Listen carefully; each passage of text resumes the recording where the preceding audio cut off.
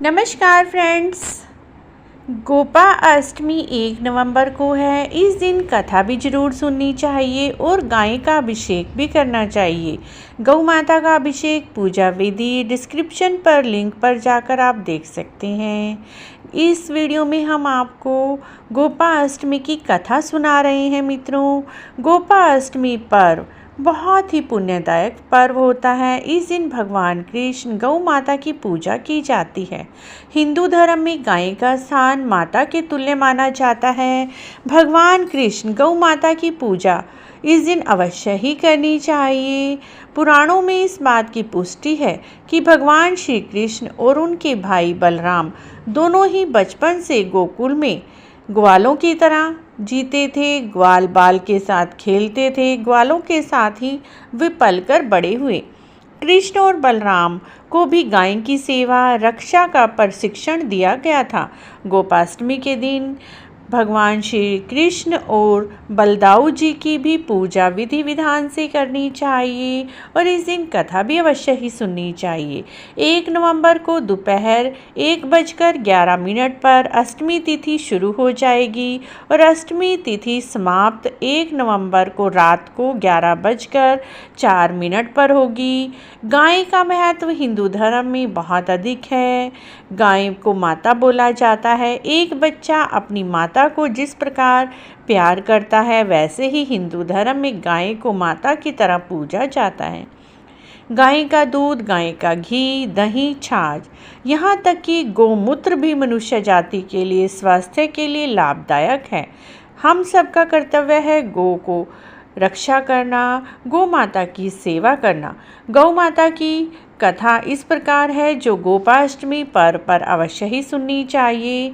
कथा ये है, जब भगवान श्री कृष्ण अपने जीवन के 6ठे वर्ष में कदम रखा तब वे अपनी मैया यशोदा से जिद करने लगे कि वे अब बड़े हो गए हैं। बछड़े को चराने की बजाय वे गैया चराने जाएंगे। उनके हट के आगे मैया को हार माननी पड़ी। मैया ने उन्हें अपने पिता नंद बाबा के पास आज्ञा लेने के लिए भेज दिया। भगवान कृष्ण नंद बाबा के सामने जिद रख दी कि अब वे गैया ही चराएंगे। नंद बाबा ने गैया चराने के लिए पंडित महाराज को मुहूर्त निकालने के लिए कहा। पंडित बाबू ने पूरा पंचांग देख लिया। बड़े अचरज में आकर कहा कि अभी इसी समय के अलावा कोई शुभ मुहूर्त नहीं है। अगले बरस तक शायद भगवान की इच्छा के आगे कोई मुहूर्त क्या चीज है। वह दिन गोपाष्टमी का था जब भगवान श्री कृष्ण गैया पालन शुरू किया। उस दिन गाय माता अपने कन्हैया को बहुत सुंदर से तैयार किया। मोर मुकुट लगाया, पैरों में घुंघरू बांधे, सुंदर सी पादुका पहनने के लिए दी। काना पादुकाएं नहीं पहनी क्योंकि मैया ने गाय माता के चरणों में पादुका नहीं पहनाई थी और वह जिद करने लगे, मैं ये पादुका नहीं बांधूंगा।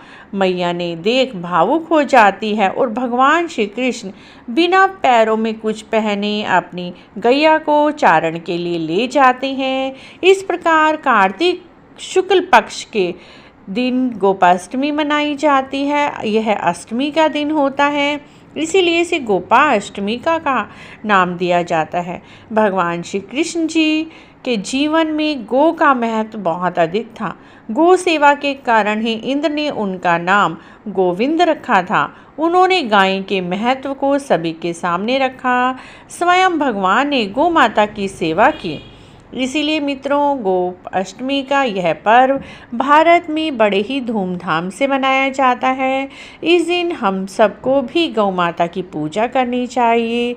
यदि व्यस्त होने के कारण आप गौशाला नहीं जा सकते तो अपने घर में गौ माता के चित्र मूर्ति के सामने भी आप अपने मन में भाव धारण करके गौ माता की सेवा कर सकते हैं। गौ माता को भोग लगा सकते हैं। गौ माता के निमित्त आप पैसे निकाल कर रख दीजिए और जब भी आप गौशाला जाएं वो पैसे आप दान पात्र में डाल सकते हैं मित्रों। तो इस तरह से गौ अष्टमी वाले दिन गोपाष्टमी वाले दिन इस कथा को आपको जब भी समय मिले अवश्य ही सुने। आपको यदि यह कहानी अच्छी लगी है और वीडियो अच्छी लगी है तो प्लीज़ हमारे चैनल को जरूर सब्सक्राइब करें, लाइक करें, वीडियो को शेयर भी करें। कमेंट बॉक्स में जय गौ माता अवश्य लिखें।